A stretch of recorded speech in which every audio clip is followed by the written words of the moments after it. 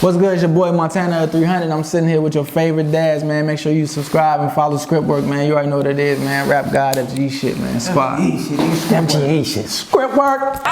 Kill him with the sauce. Kill him with the sauce. Kill him with the sauce. Yeah. Kill him with the sauce. Kill him with the sauce. I'm a killer.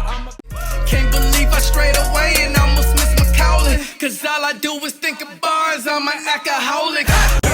Every day I spoil myself. Love life and enjoy myself. Don't need you, but you can come help. Yo, what up? What up? It's your favorite dash back in the building. You already know what it is. You already know. It's hug life. Bring that shit in. You already know. You gotta go and get somebody a hug real quick. That's why we do it. Gonna make sure we give you some love today. Y'all already see who we in the building. We in the building with Montana 300. Rap God, FG shit, man. You already know what it is, man. We told y'all it was gonna happen. And it happened. It happened, you know what I'm saying? A lot of y'all thought we just ran up on that nigga up in Lennox Mall in the food court. But I see the comments, you know what I mean? Nah, it's real, it's real. So check this out. Y'all already know what I'm about to say. Go get somebody a hug today right after you finish watching this video. Right now we about to go and do a quick little interview. So those of you who don't know who he is, you know what I'm saying, we're gonna answer a few questions and then we're gonna get into a bar breakdown. Already. All right, so first of all, what was the inspiration behind your name? When I was younger in high school, I was hustling, so everybody knew me as Tony. And then one of my homies, named BJ, he started calling me Tony Montana.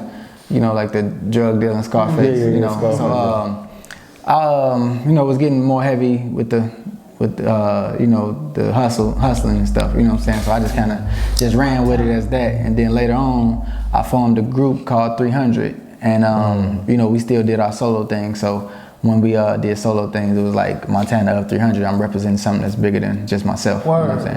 word. That's dope. That's dope. So how did FGE start?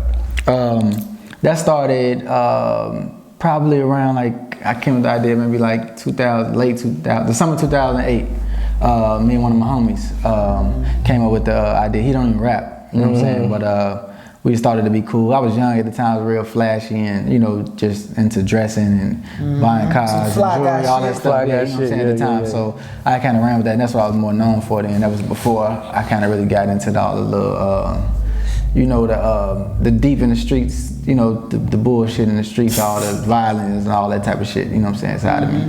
Yeah. And I like the name Fly Guy too, because it's like as you evolve, the name also have evolved. Like it started out being just some fly guy, but now we gotta have a fly mind state. It's true, it's true, it's true. Elevation is going up. That's why we say wings up. So fly means something different now than it did in 2008. Exactly. You know what I mean? So that's dope. That's dope, I like that. Who was your, like, what inspired you to get into rapping? Like, who was your inspirations? Well, my three favorite rappers is Tupac, DMX, and Lil Wayne. All for different reasons, you know. But I feel like they all inspired me and played a big part of you know, who I am today. You know what I'm saying? And my choice of words.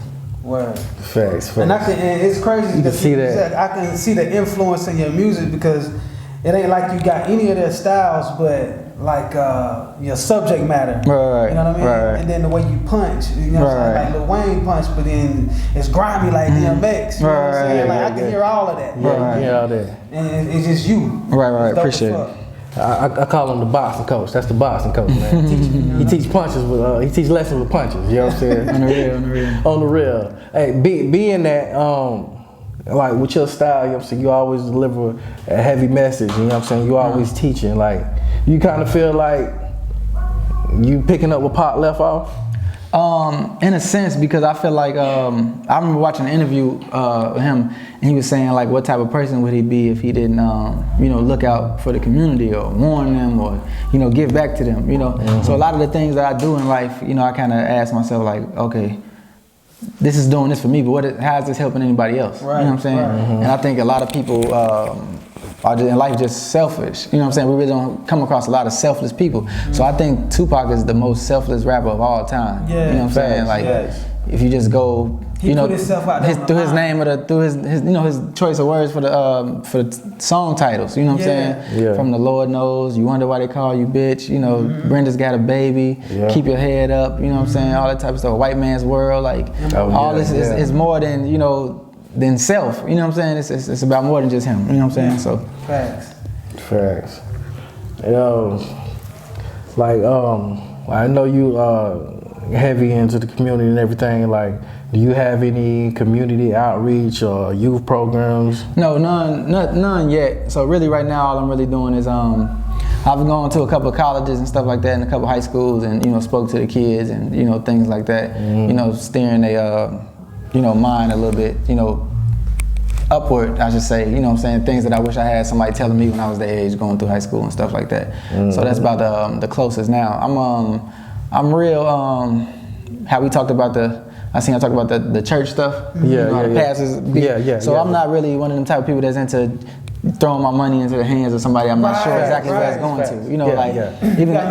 Even like with my mom, who has been battling a crack addiction. You know what I'm saying? Like, I'm not just finna be like, oh, mom, here go 5 bands. Here go 10 bands. You know what I'm saying? It's like, I would rather buy you something to make sure you're not going to mess it up. You know what I'm saying? Because a lot of people, like I said, the majority of people are not selfless. Right. So just because you're running this Boys and Girls Club or you're running this center over here, doesn't mean you're not thinking about what you want in the back of your head. And I'm finna go buy me this car for putting up with these kids all day. Stuff like that. And it's just like, nah, I would rather make sure what I spend my money on is being delivered to who it's supposed to, be delivered to. So as far as your artists, do you as far as mentorship, do you show them how to manage their money, invest in businesses? Well, I kind of, as far as managing their money, I think I let them do what they want to do, but I tell them, certain things, when I first cut, everybody their first check off of, the No Surrender, No Retreat, album. And it's 5 of us on that album, you know what I'm saying? And so I decided to split it up evenly 5 ways, you see what I'm saying? Instead of me taking the majority of it, you know what I'm saying? It wasn't about that. Getting back what you invested. Right, exactly. I just wanted them to get their feet wet and just show them that this music shit is possible, you know what I'm saying? And this is how you do it. So I did a group project, with them.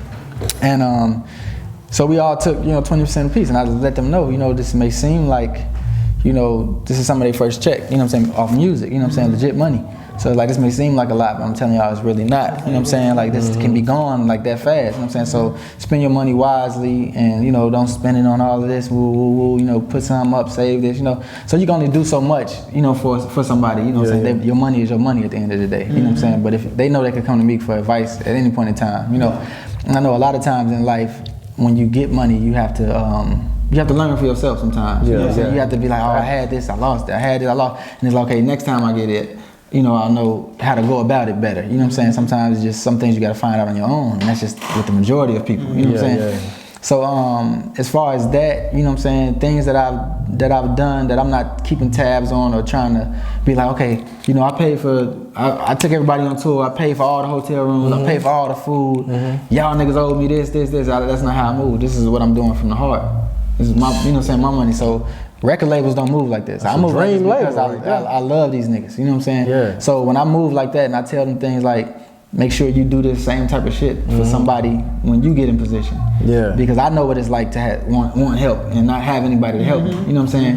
And I feel like I deserve it more than every fucking body else. You know what I'm saying? But it's just not happening for me right now at the time. So I just got to keep grinding through. You know what I'm saying? So it's always somebody out there who's not put in a good position, but they still working, they still trying. And when you see it, you should bless people like that. You know what I'm saying? Pick them up. You know what I'm saying? And make sure you tell them. You know what I'm saying? Get them the game. Tell them to give back. You know what I'm saying? Like I tell people all the time, you can't no one man have all the money in the world, can't no one man have all the girls in the world. Like you gotta have somebody that you can think of that you want to share this shit with. Right. Facts. Right. Like nigga, if you that stingy or they praising your man and that's making you feel some type of way, there's something wrong with you. Facts. Because this was our original plan. Everybody get on, everybody get praised. You know what I'm saying? Like something's wrong with you. Yeah. You know what I'm saying? But but my team, that's my family. You know what I'm saying? Today I care about them more.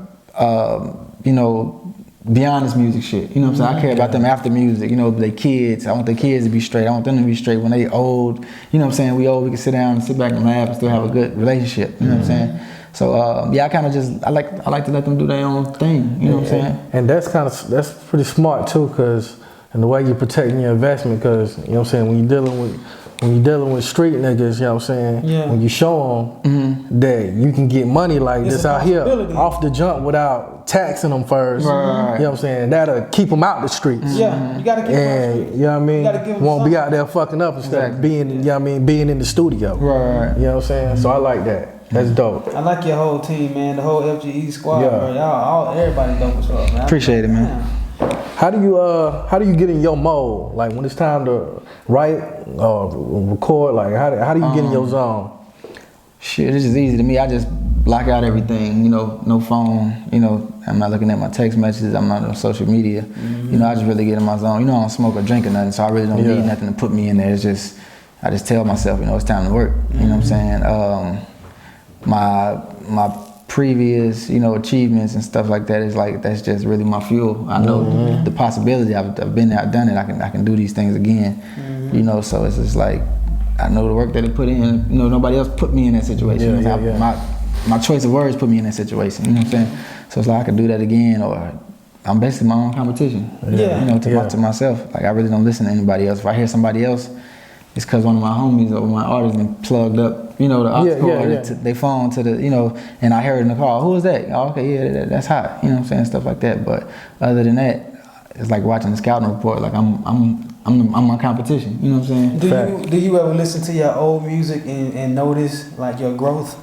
Yeah, I've done that before. Notice my growth, like certain things, like I probably wouldn't have said that today. You know what I'm saying? As smart and as wise as I am now. You know what I'm saying? Or hearing certain things, it's just like, that was so reckless. You know what I'm saying? I was young, you know, I was hot, you know what I'm saying? Stuff like that. You know, certain things, like I know everybody was pissed off at that. You know, just certain things, but yeah. You know what I'm saying? You can notice your growth. Yeah, but I also see just even the wisdom, or just having just a whole different approach to where I didn't care to teach at a certain point in time. You know, like that didn't, you know what I'm saying? That wasn't on my mind. It's like, you know, different phase in life, man. Yeah. I asked that because I thought about it because I know you write movies too, and I'm thinking about back when I used to write movies until when I'm writing movies now. I look back and just see my growth. You know what I'm saying? I was like, okay, so you're a writer on a whole nother level. You write movies and shit. So just wanted to know if you could see. Yeah, that's good. I think that's good. If you look back and you feel like you the same, like it's like you didn't grow at all. You know what I'm saying? Exactly. Like you still have the mind of a, you know, however you old you was 10 years ago. You know, you don't want that. I got a line in one of my raps called Godly, and I say, I aim to be the wisest sage that thinks like those that's twice his age. You know what I'm saying? So that's always been my mindset since I was like 22. It was like I'm trying to be thinking like a motherfucker that's 44. You know what I'm saying? I'm 25. I'm trying to be thinking like a 50. I'm trying to have the wisdom of a 50-year-old. You know what I'm saying? So things like that. You know what I'm saying? Yeah, I like that. And get FGE ciphers, man. Them motherfuckers been huge, boy. Like that. How important has that been in your movement? I feel like it's good. I just feel like it just shows a movement. You know what I'm saying? I feel like a lot of people don't have a movement really with what they have going on. Like you might look at somebody like J. Cole, you know, who's super dope, and it's like, but it's like he doesn't have a movement. You know what I'm saying? Something that people feel like they could be a part of. You know what I'm saying? So when you give people something that's bigger than yourself, you know, most men, even with merchandise, most men, they don't want to wear another picture of another man's face on their shirt. You know what I'm saying? But if you have a logo or something that's bigger than yourself, that represents something more than you, you know what I'm saying? Something they can feel like they're a part of too, then, you know, people will rock with that before they go buy a picture of another man's face. You know what I'm saying? So certain things like that people need to hear and know, you know, if you're doing merchandise and shit like that, keep that in mind, man. Yeah. Facts. I like that. Yo, like you a real heavy puncher, you know what I'm saying? And like with being that, you're always gonna be in battle rap conversations. Every time. Always. Right. So like, it's all about the punchlines. Like battle rap wise or industry wise, who out there you think would test your pen?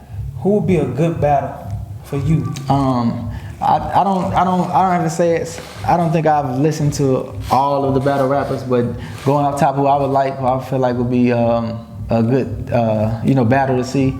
Of course, my homie Arsenal, Sue Surf, dude K-Shine. I think them three. I like that. I see some of a lot of myself. You and K-Shine be fire. You and K-Shine be fire. That aggression would be crazy. Yeah, that aggression would be crazy. I love that. Yeah. K-Shine clever too, just like you, so that'd be fire. Yeah, I see elements of them in me when I watch them and stuff like that. So I respect all of them. Arsenal, Sue Surf, legends. Legends. Yeah, that's what I would say. Him and Arsenal would be high energy too, boy. It'd be high energy too, boy. I like that. That's what's up, man. Industry wise, the people I really respect, the most as far as lyricists, I said J. Cole. Wayne, of course, he a legend. He a beast. He's working again finally. Other than that, I don't really feel like anybody, is like my homie from jail just told me, you mentioned J. Cole, how you feel about Kendrick? I don't know. I'm not too big of a Kendrick fan of me. To me, it seems like he get away with a lot. He get away with a lot? It seems like he get away with a lot. Okay. Just certain things to where I think the mechanics of his shit is dope sometimes. Yeah. You know what I'm saying? But I think a lot of the stuff that he says sometimes is pretty cheesy. You know what I'm saying? And, you know what I'm saying? Or, and I ain't really a fan of too much of the voice thing change that he's stuck with now. You know what I'm saying? That's his main thing now. You know what I'm saying? But sometimes I think how some people could be reaching to be lyrical. I think that happens with him sometimes. I forgot what song he came up with before I went to jail. So you think he be doing too much sometimes?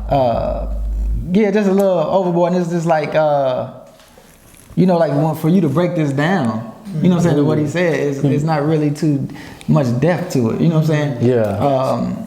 I remember some song, the song everybody was going crazy about. I think it was Damn. Yeah, with the video, with the fighter on fire. Yeah. And it was just certain things like I think I hold myself to certain standards to where like when something don't rhyme, two things really don't rhyme and match up. It's just like, and somebody says it anyway. We say like, oh, this nigga just pulled it. We say reach, this nigga pulled anyway. Yeah. So I think he had said something like, and but I do respect him, as a lyricist. But I feel like, in my opinion, I feel like he's a little overrated. You know what I'm saying? Yeah. And I don't feel like it's a debate between him and J. Cole at all. You know what I'm saying? Okay. But I think he said something on there about he rhymed Richard Pryor with polo socks.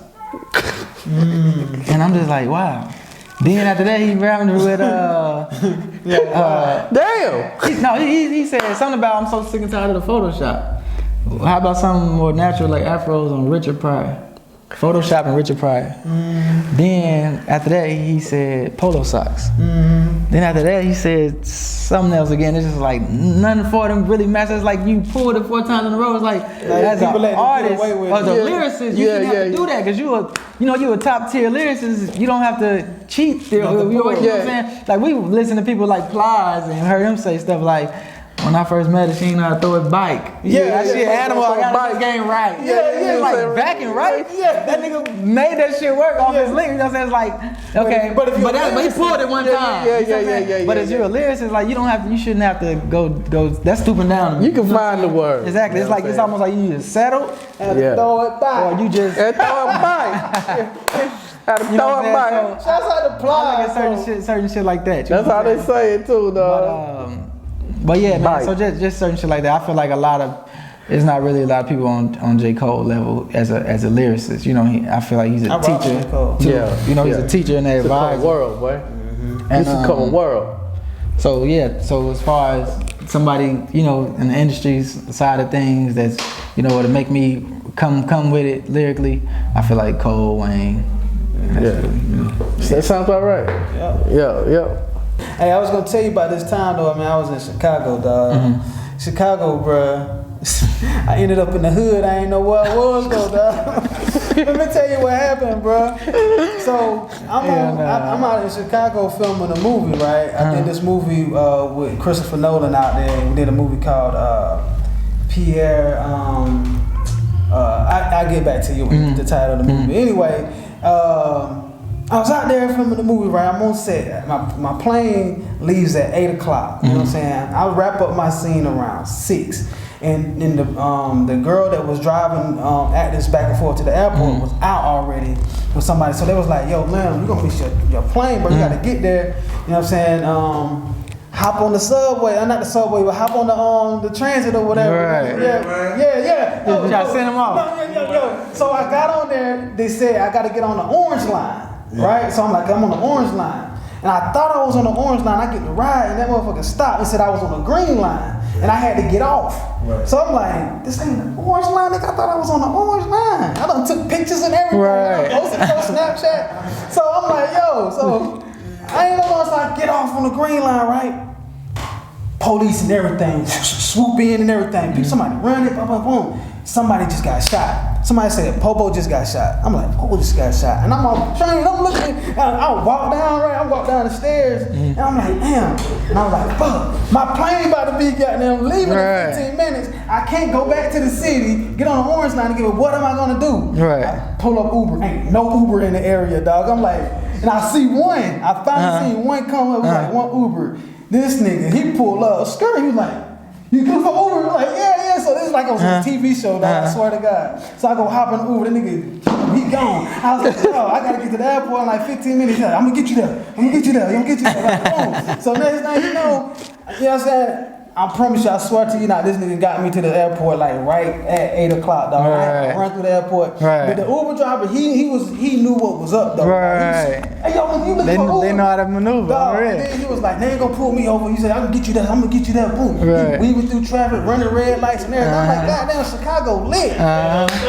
For real, dog. That's true. I swear to God. But I got out, but I'm standing out there where somebody just literally just got shot at. Right. I swear to God on everything. You'd be surprised, man. And I'm like, bro, I just finished filming the movie. I ain't got no business out here. Right. When Popo just got shot, bro. You know what I'm saying? When Popo just got shot. I just gotta get back to the airport, bro. That's real. So I finally make it back to the airport, bro. I'm like, yo, that was crazy, dog. Like, I was just supposed to get driven from set to the airport, but I done got an experience. You had a movie, huh? And that was the everyday chaos you had to go through, man. I'm telling you, dog. I swear to God. I was just talking about to my sister, her boyfriend, when they was younger back in the day, you know, catching buses and trains and shit. A couple times, you know, some motherfuckers finna try to start some trouble. So, like he finna fight. So he'd be yelling at her, telling her to go home, and she be on some I ain't trying to listen type of shit. Like, no, he yelling go home. I'm like, he probably was telling you to take your ass home so he could bail out of that bitch. Right? You know what I'm saying? And she thinking, you know, this nigga trying to be Mr. Tough Guy and fight every damn body. You know what I'm saying? I'm like, no, you probably was thinking about bailing out of that bitch, but want to make sure your ass is gone. Yeah, you know what I'm saying? He wants you to see. I'm like, next time you supposed to listen. That's funny as fuck though. And the title of the movie is Pierre Jackson. My bad. Shouts out to Christopher Nolan. But anyway, we up out of here, yo. We about to hold on, real quick. What you got coming up? You know what I'm saying? Yeah. Everything. I got 2 albums coming up. You know, one of them gonna be May 20th. I ain't gonna tell y'all when the other one is, but make sure y'all ready. Speaking of DMX, remember that year DMX dropped 2 or 3 albums in the same year. I know 2 for sure. It was two for sure. It might have been 3. I think it was like 2 in the early and then 1 late, like right around Christmas. If I'm not mistaken, I think he was like one of the first. Was it The Flesh of My Flesh, Blood of My Blood, Dark Hell is Dark and Hell is High. I think he dropped 3 albums in 1 year, but I'm gonna. It wasn't, and then there was X. They didn't come out that fast after that. Nah, it might have been, but that was dope too. It might have been just 2, but all of them was like double disc, so shit was. Because people weren't doing that at the time, because they was putting out 1 album a year. Yeah. You know or 2 years, shit like that. Or 2 years, you know what I'm saying? You wasn't getting one every hot, 6 months. He was hot. It was red hot. From the movies, all that shit, Yeah, he was hot. Yeah. He had a nice quick run, though. But you said March 20th? May 20th. May 20th. Yeah. May 20th. Every year, May 20th, I drop an album. Yeah. Oh, real quick, when you be coming onto your songs, I hear that. Where it come from? Oh yeah, that's I don't know. The first song I did it in though, it wasn't that hype. or on that level, it was a Game of Pain. So if you go look back and listen to Game of Pain, I kind of did it, but it was kind of slight light. And I was listening to it so much, and it's like it kind of grew on me. You know what I'm saying? So the one time I just did it, I was just turned up. Okay. You know, I'm gonna do that shit every time. So it was just like, basically, I'm saying like, like yeah, you know, that's like get hyped up, like yeah, that's like, yeah, that's like, you know what I'm saying? Shit like that. Wayne flicking that lighter. Yeah, exactly. So you know what time it is. Oh, okay. Like I got you right where I want you type shit. Like, you know what I thought it was though? What, a bird call? A bird That's call. what some people say. Because Man. you some fly I done shit. seen people say, man, do the bird call. Bird call. Is that crow or something? Yeah. I was on the court with I was with my son practice, and one of his teammates at the bar, he said, do the God. I said, what? Do the what? Do the God. I said, God? My son said, he talking about, I said, oh, hell no. Yeah, man. Oh, I meant to ask you this, man. Like, how's being a father like impacted your music? A lot, because it's a part actually when we do the reaction to God Strong that I kind of break that down. Okay. Where I say, you know, I do this for my punchlines like Apollo. I say punchlines like Apollo, nigga. This is for my creed, meaning this is for my seed. I just hope y'all taking heed. Bars, nigga. Bars, you know. So that's what I mean. Like a lot of the messages and shit is really for, you know, my children when they get older and, you know, understand life more, or to help them understand life more and guide them. Facts. You know, tomorrow isn't promised. I might leave today or tomorrow, but at least I know I left them, you know, with something more valuable than some Jordans, or, you know what I'm saying, that they can't fit no more.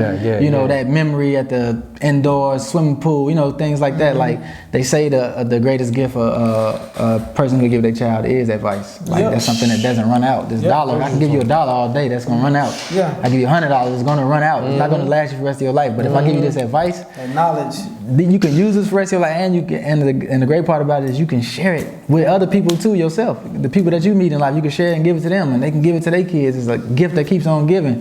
This dollar doesn't work like that. No dollar, no amount of money works like that. Don't give them the fish, teach them how to fish. Exactly. So yeah, that's one of the, you know, another main reason why I decided to make sure I'm teaching and, you know, putting more substance, you know, in my music as of late. To help you grow up. Yeah. Facts, man. That's what it is. That's what it is. Shouts out to the Mom Squad, Dad Squad. Y'all already know. FGE shit, man. FGE shit, man. FGE shit. We up out of here. Everybody get on over to this bar breakdown, so we gonna holler at y'all. Make sure you go get somebody to hug today. ScriptWork. Kill 'em with the sauce. Kill 'em with the sauce. Kill 'em with the sauce. Yeah.